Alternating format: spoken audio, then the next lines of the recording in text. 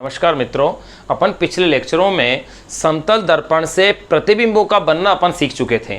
यहाँ अपन जानेंगे समतल दर्पण से बनने वाले प्रतिबिंबों की संख्या क्या होगी, जो कि वेरी इंपॉर्टेंट टॉपिक है। तो इसको सिर्फ एक ही फॉर्मूले से आप याद रखें कि समतल दर्पण से प्रतिबिंबों की संख्या क्या होगी। तो इसको आप इस तरीके से याद रखिएगा, 360 अपॉन में थीटा। बस ये एक इतना सा फॉर्मूला अपन को ध्यान रखना है, 360 अपॉन में थीटा। अब इसकी तीन स्थितियां अपने पास बनेंगी, यही प्रतिबिंबों की संख्या को क्या करेगी, रिप्रेजेंट करेगी। देखिएगा कैसे।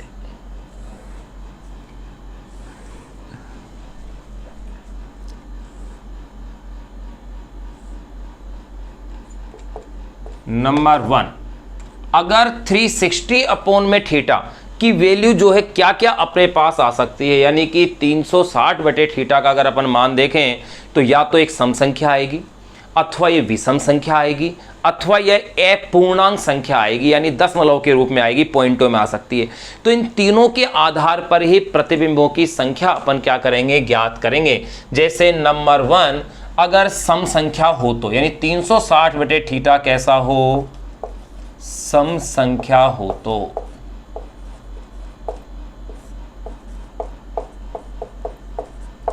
देखो, अगर 360 बटे थीटा अगर सम संख्या हो तो प्रतिबिंबों की संख्या को अगर मैं स्मॉल n से रिप्रेजेंट करता हूं तो ऐसी स्थिति में प्रतिबिंबों की संख्या यानी नंबर ऑफ इमेजेस जो n है वो होगी 360 अपॉन में थीटा माइनस 1। ये फॉर्मूला अपन उसके लिए अप्लाई करेंगे।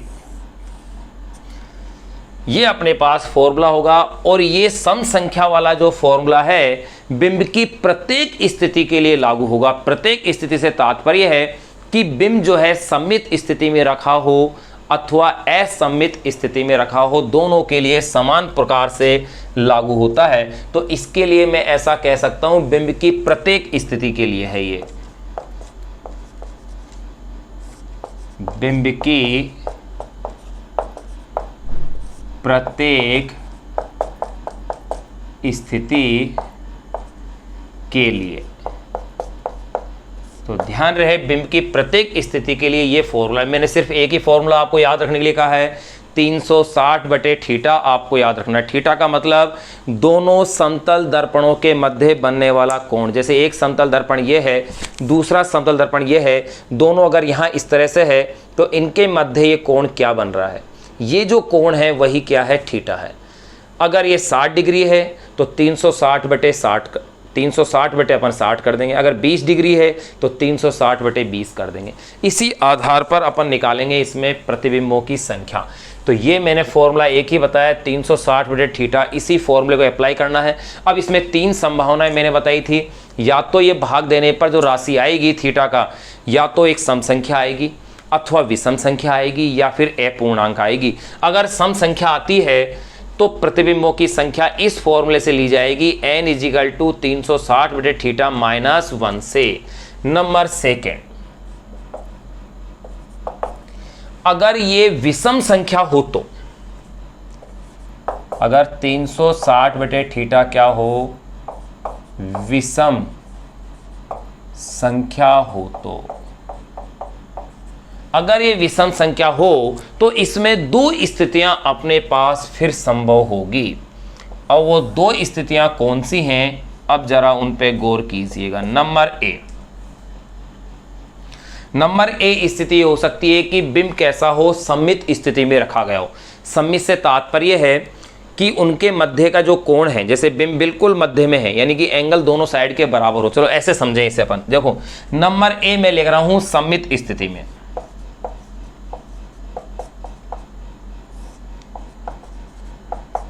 सममित स्थिति में, अगर सममित स्थिति में है, इसका तात्पर्य यह है कि जैसे दो समतल दर्पण हैं, एक समतल दर्पण ये रहा, अन्य दूसरा एक समतल दर्पण ये रहा, दोनों के बीच का कोण थीटा है और बिंब इनके बिल्कुल मध्य में है। यानी कि यहां पर अगर कोई बिंब अपन ने रखा है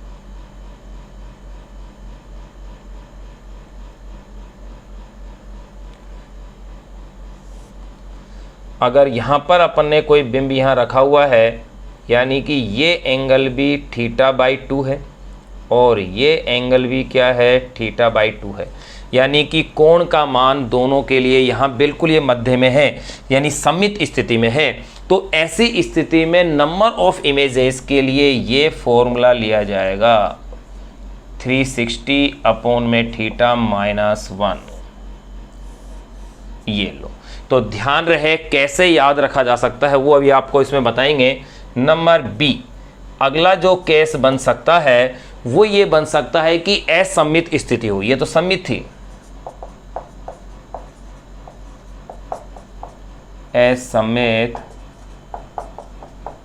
स्थिति, ये तो क्या थी, सममित स्थिति। यहां कह दें अपन असममित स्थिति में, अगर असममित स्थिति है यानी कि एंगल अलग अलग है, देखिएगा इस तरह से, ये एक समतल दर्पण ये है मेरे पास, एक अन्य समतल दर्पण मेरे पास ये है, यहाँ इस तरह की स्थिति है, यानी कि बिंब यहाँ है। अगर बिंब यहाँ है तो गौर कीजिए, अगर ये एंगल अल्फा है और ये एंगल क्या है, बीटा है, और अल्फा इज नॉट इक्वल क्या है, बीटा है, तो ऐसी कंडीशन में ये कहलाएगी असममित स्थिति। यानी असममित स्थिति के लिए नंबर ऑफ इमेजेस यानी प्रतिबिंबों की संख्या ली जाएगी 360/θ, अर्थात ये जो मान आ रहा है वही मान अपने लिए ले दिया जाएगा विषम संख्या वाला। फिर नंबर 3, तीसरी स्थिति की अपन बात करें तो देखिए, पहली सम संख्या हो, दूसरी विषम संख्या हो, तो ये अपन ने जान लिया। तीसरा अपन जानेंगे अपूर्णांक संख्या हो तो, अपूर्णांक संख्या हो तो, अगर अपूर्णांक संख्या हो तो ऐसी स्थिति के अंदर जो नंबर ऑफ इमेजेस होगा यानी कि प्रतिबिंबों की जो संख्या होगी वो होगी 360/θ, जो अपूर्णांक संख्या है इसका पूर्णांक होगी। यानी फॉर्मूला में यूं कह सकता हूं n = 360/θ का पूर्णांक, इसको पूर्णांक करके लिखा जाएगा।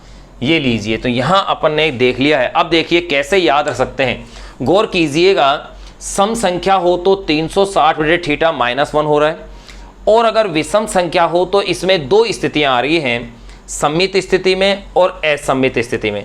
सममित स्थिति का तात्पर्य हो गया 360/θ -1 लेंगे, यानी कि अगर ये एंगल दोनों बराबर है और अगर एंगल अलग अलग है तो 360/θ लेंगे। तो गौर कीजिएगा, सममित जहां जहां सम शब्द आ रहा है, देखो यहां पर भी गौर कीजिए, सम संख्या, सम जहां आ रहा है वहां फॉर्मूला यूज होगा n = 360/θ -1, यानी जहां सम आ जाए तो आप देखिएगा यहां पर सम संख्या हो तो n = 360/θ -1, और सममित स्थिति हो, अगर विषम संख्या के रूप में अपने पास आ रहा है लेकिन अगर सममित स्थिति हो तो भी 360/θ -1 लिया जाएगा। यानी ध्यान रहे, जहां जहां सम आ जाएगा वहीं दोनों स्थितियों में अपन क्या लेंगे, 360/θ -1 लेंगे।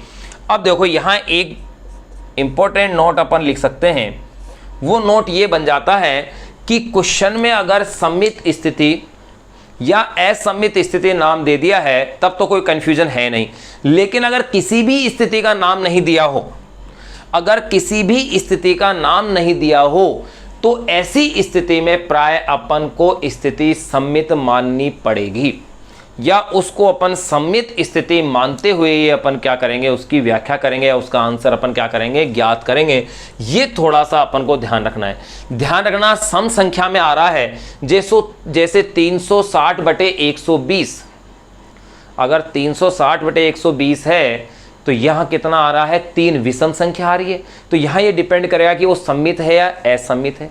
लेकिन अगर 360/60 है तो ऐसी स्थिति के अंदर ये आ जाएगा जैसे कि 12 आता है। तो 12 सम संख्या है, और अगर सम संख्या है तो देखो आप जब भी, यानी कहने का तात्पर्य है कि जब भी सम संख्या आपके पास 360 बटे थीटा आ रही हो तो उस स्थिति में आपको विचार करना ही नहीं है, 360 बटे थीटा -1 आपको ले लेना है। तो यहां अपन इसी पॉइंट को नोट लगा लिख देते हैं। यदि बिंब की स्थिति के संदर्भ में, यदि बिंब की स्थिति के संदर्भ में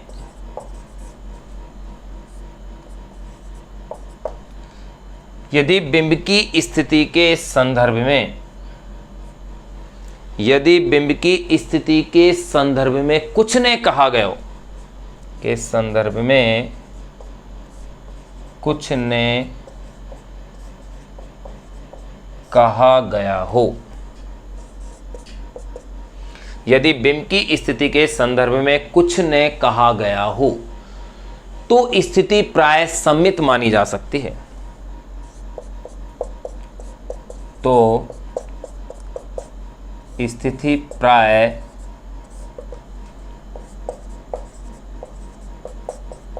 सम्मित मानी जा सकती है। ये आपको ध्यान रखना है। अगर स्थिति के बारे में कुछ भी नहीं कहा गया हो तो स्थिति आपको सदैव कैसी माननी है, सम्मित माननी है। आप इसको स्क्रीनशॉट ले सकते हैं, इसको एज इट ऐसे कैसे नोट कर लें, क्योंकि ये पॉइंट और अच्छा अपना क्लियर हो पाएगा जब अपन इस पर आधारित जो आंकिक प्रश्न है उनको अपन हल करेंगे। जस्ट अपन इनके आंकिक प्रश्नों को हल करते हैं। एक बार आप इसका स्क्रीनशॉट ले लीजिए, ऐसे कैसे इसे नोट कर लीजिए। ध्यान रखिए, मैंने सिर्फ एक ही फॉर्मूला बताया है, 360 अपॉन में थीटा। बस इसकी 3 स्थितियां हैं। पहली स्थिति, अगर सम संख्या आ रही है तो ऐसी स्थिति में प्रतिबिंबों की जो संख्या होगी 360 बटे थीटा -1 ली जाएगी। और अगर विषम संख्या आ रही है, सम संख्या ना आकर के, तो ऐसी स्थिति में 2 स्थितियां हैं, सम्मित और असम्मित। तो सम्मित स्थिति में तो वही फॉर्मूला अप्लाई होगा जो कि सम संख्या के लिए था, क्योंकि मैंने कहा ना सम सम जहां कॉमन आ रहा है सेम फॉर्मूला हो जाएगा। और अगर असम्मित है तो 360 बटे थीटा आ जाएगा। फिर अपूर्णांक अगर आ रहा है 360 बटे थीटा, तो इसको आप पूर्णांकित जब कर देंगे तो यही क्या बन जाएगी, प्रतिबिंबों की संख्या बन जाएगी। अब देखिएगा, अब अपन इसमें इसके क्वेश्चनों को सोल्व करते हैं।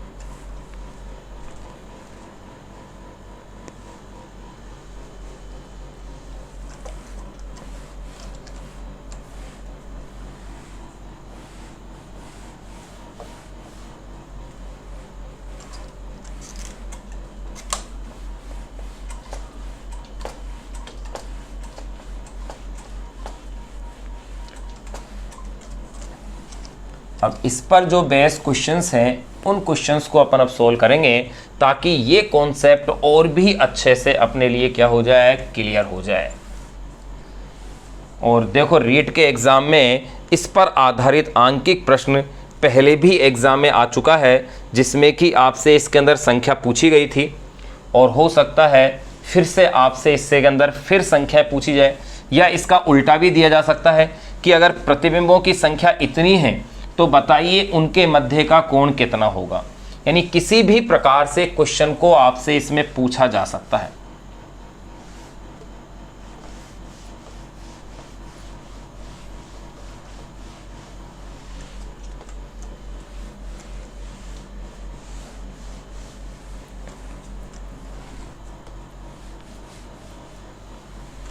देखिएगा कैसे अपन, मैं इसमें सभी क्वेश्चनों को एक टेबल फॉर्म के अंदर हल कर देता हूं जो कि पॉसिबल है, जो ऐसे क्वेश्चन इसमें बन सकते हैं, किस तरह के क्वेश्चन बन सकते हैं वो देखिएगा। मैं यहां लिख रहा हूं सीरियल नंबर, यानी कि क्रम संख्या। पहला कॉलम में जो इस तरह से ले रहा हूं,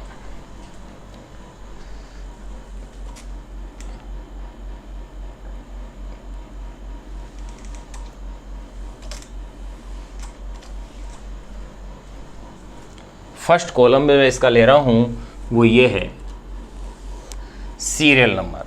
फिर उसके बाद अगले कॉलम में मैं ले रहा हूं थीटा, कि भाई थीटा की वैल्यू क्या ली जाएगी। फिर इससे नेक्स्ट जो कॉलम ले रहा हूं उसमें मैं ले रहा हूं 360 अपॉन में थीटा।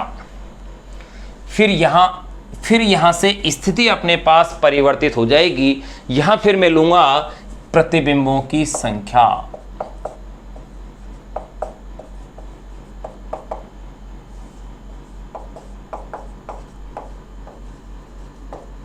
प्रतिबिंबों की संख्या। अब ये प्रतिबिंबों की जो संख्या होगी ये भी निर्भर करेगी किस पर, कि बिंब सममित रखा है अथवा बिंब कैसा रखा है, असममित। यानी कि यूं कह सकता हूं बिंब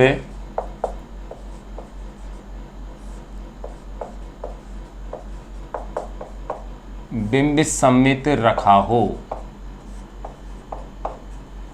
या फिर इसी का पार्ट और कर दीजिए आप, या तो बिंब कैसा हो, सममित रखा हो, या फिर बिंब कैसा हो, असममित रखा हो।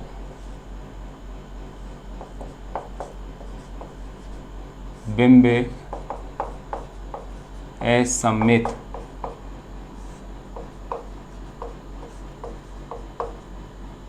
रखा हो, ये लीजिए। यहां ये अपने पास मैंने एक टेबल आपके लिए बना दी है।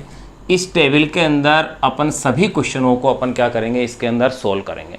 अब देखिए क्वेश्चनों को अपन सोल्व करते हैं नंबर 1, एक एक करके।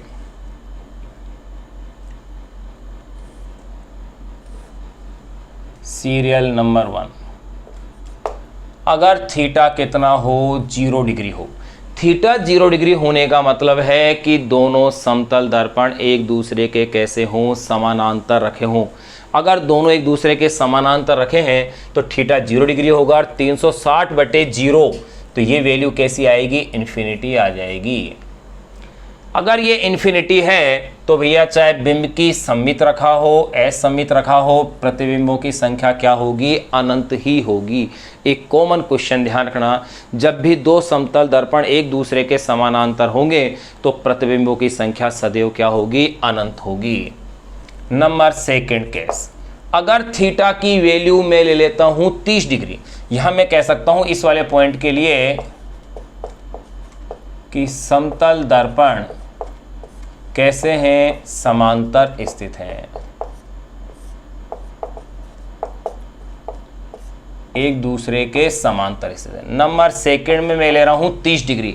अगर दो समतल दर्पण 30 डिग्री के कोण पर अगर रखे हुए हैं, ध्यान रखना 30 डिग्री के कोण पर अगर ये रखे हुए हैं तो देखो 30 का भाग दीजिए, 0 से 0 कैंसिल, 3 12 36, यानी कि ये आ गए हैं 12। तो गौर कीजिए 360/θ का मान 12 आ रहा है, यानी सम संख्या आ रही है। और आपको मैंने बता रखा है सम संख्या में फिर चाहे सममित हो या असममित हो, दोनों ही स्थितियों के अंदर आपको एक ही फॉर्मूला अप्लाई करना है प्रतिबिंबों की संख्या के लिए। n = 360/θ - 1, यानी 360/θ - 1 यानी 12 - 1 अर्थात कितने होंगे, 11, यानी कि 11 प्रतिबिंब अपने पास इसके अंदर बनेंगे। नंबर 3, तीसरे केस की मैं बात कर रहा हूं, जब दो समतल दर्पणों के बीच का कोण कितना हो, 45 डिग्री। 45 का भाग दीजिए 360 के अंदर, तो ये हो गया 90, 100, यानी कि 8 बार भाग गया। अब आप वही स्थिति कि सम संख्या में आ रहा है 360/θ। अगर ये सम संख्या आ रहा है तो इसका मतलब ये 7 और यहां पर भी कितने होंगे, 7 प्रतिबिंब ही बनेंगे। नंबर 4, अगर मैं ले रहा हूं इसे 60 डिग्री। अब 60 डिग्री का भाग दीजिए 360/0 0 कैंसिल, 6 तो 60, यानी कि 6 बार गया। ये लो, ये भी सम संख्या है। अगर ये सम संख्या है तो ये लो, यहाँ पर प्रतिबिंबों की संख्या कितनी है, वही 5 बनेंगी। नंबर 5 केस, नंबर 5 में ले लेता हूँ कि 72 डिग्री है। अगर 72 डिग्री अगर मैं ले रहा हूँ तो 360/72, यानी कि ये आ गए हैं 5। गौर कीजिए 5 कैसी संख्या है, विषम संख्या, यानी कि इसमें इस स्थिति पर निर्भर करेगा कि बिंब की स्थिति सममित है या असममित। तो देखो पहले मैंने क्या लिए, यहाँ पर बिंब सममित रखा हो, और आपको पता है जब बिंब सममित रखा होगा तो मैंने क्या कहा, सममित और सम मतलब एक ही है, यानी कि फॉर्मूला क्या होगा, 360/θ - 1, यानी कि ये हो गई 4। और अगर असममित रखा हो तो 360 बटे थीटा ही आएगा, यानी कि प्रतिबिंब की जो संख्या है इसके अंदर कितनी आएगी, 5 आएगी। तो यहाँ आंसर में फ़र्क आ जाता है, देख लो, गौर कर लीजिए आप। फिर नंबर 6, एक केस और देते हैं अपन। अगर ये 90 डिग्री हो, 90 का भाग दीजिए तो ये हो गया है 4 टाइम गया, 4 आ गया, सम संख्या है। इसका मतलब ये भी 3 आ जाएंगे और ये भी 3। कैसे? क्योंकि -1 होता जा रहा है। फिर आप गौर कीजिए नंबर 7, चलो एक और ले लेते हैं, 120 डिग्री। अगर दो समतल दर्पण एक दूसरे से 120 डिग्री के कोण पर झुके हुए हैं, अगर 120 डिग्री के कोण पर अगर ये झुके हुए हैं तो आप 120 का भाग दीजिए 360, 12 36, 3 बार। कैसी संख्या आ गई है? विषम संख्या। यानी कि जब वो सममित रखे होंगे तो प्रतिबिंब की संख्या होंगी 2, और अगर वो असममित रखे होंगे तो प्रतिबिंब की संख्या होंगी 3। तो यहां अपन ने ये देख लिया है कि प्रतिबिंब की संख्या कहां पर और कितनी और किस अकॉर्डिंग बनेगी, ये अपन ने इस क्वेश्चन के अंदर सीख लिया है। ये मानो आपने ये 7 क्या, एक तरह से अगर आप इसे मल्टीप्लाई करके देखें तो 1 2 3 यानी 7 या 21 क्वेश्चन अपन ने इसके अंदर सोल्व कर लिए हैं।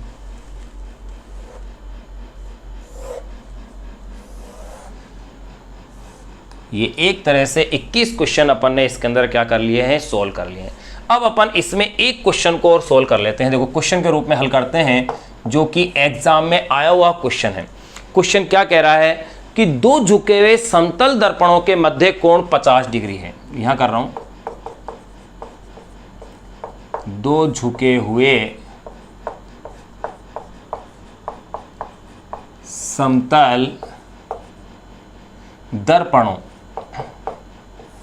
दो झुके हुए समतल दर्पणों के मध्य, समतल दर्पणों के मध्य कोण 50 डिग्री है। दो झुके हुए समतल दर्पणों के मध्य कोण कितना दिया हुआ है क्वेश्चन में, 50 डिग्री है। एक छोटी वस्तु इन दर्पणों के मध्य रख दी जाती है। एक छोटी वस्तु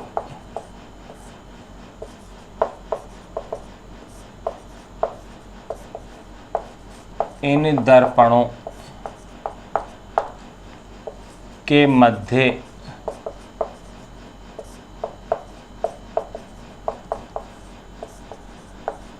एक छोटी वस्तु इन दर्पणों के मध्य रख दी जाती है, तो कितने प्रतिबिंब निर्मित होंगे जाती है, तो निर्मित प्रतिबिंबों की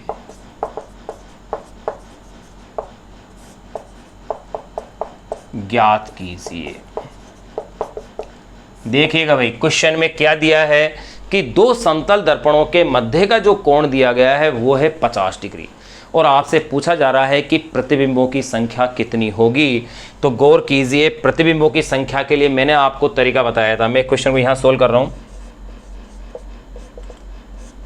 मैंने क्या कहा कि प्रतिबिंबों की संख्या के लिए मुझे क्या ज्ञात करना है, 360 बटे थीटा ज्ञात करना है। उसी आधार पर मुझे उसका विश्लेषण करना है कि वो सममित है, असममित है, या किस स्थिति में अपन को बातें करनी है, यानी कि सम संख्या है या विषम संख्या है, ये अपन को देखना है। तो देखिए भाई, मैं सबसे पहले इसमें ज्ञात करूंगा 360 बटे थीटा। तो 360, थीटा का मान कितना है 50, 0 से 0 कैंसिल, 36 में 5 का भाग दीजिए, 5 संत्यो 35 यानी कि 7.2। अब ये तो भाई पॉइंटों में आ रहा है, अपन ने एक भी क्वेश्चन पॉइंटों वाला यहाँ नहीं कर रखा था। इसका मतलब एक क्वेश्चन ये भी यहाँ इंक्लूड हो गया। अर्थात तीनों केस अपने पास आ गए, सम संख्या, विषम संख्या, सममित, असममित और अपूर्णांक संख्या। तो देखो 7.2 आ गया है, यानी पॉइंटों के अंदर है। तो ऐसी स्थिति में मैंने क्या तरीका बताया था कि प्रतिबिंबों की संख्या क्या होगी, इसलिए n = 360 बटे थीटा का क्या लिखा जाएगा, पूर्णांक लिखा जाएगा। और 7.2 को अगर अपन पूर्णांकित करते हैं तो ये कितना आएगा, 7 आएगा। तो यहाँ अपन क्या देख रहे हैं, प्रतिबिंबों की जो संख्या होगी वो कितनी होगी, 7 होगी। यहाँ अपना समतल दर्पण वाला पॉइंट अपन ने यहाँ वेल अपडेट कंप्लीट कर लिया है। इससे पहले के 2 लेक्चरों में समतल दर्पणों से बनने वाले प्रतिबिंब किस प्रकार बन रहे हैं, उनकी विशेषताएं क्या थी, गुणधर्म क्या थे, वो अपन ने जान लिए। और यहाँ अपन ने जान लिए हैं प्रतिबिंबों की संख्या कि वे कितने प्रतिबिंब अपने पास बन रहे हैं। आप इसे नोट कीजिए और इसका स्क्रीनशॉट ले लें और इस तरह की अलग अलग कोणों की संख्याओं के लिए अलग अलग क्वेश्चनों को आप हल करने का प्रयास करें, अपना अभ्यास रखें। यहाँ मैंने एक तरह से आपके क्वेश्चन इसके अंदर क्या कर दिए हैं, सोल्व कर दिए हैं। धन्यवाद।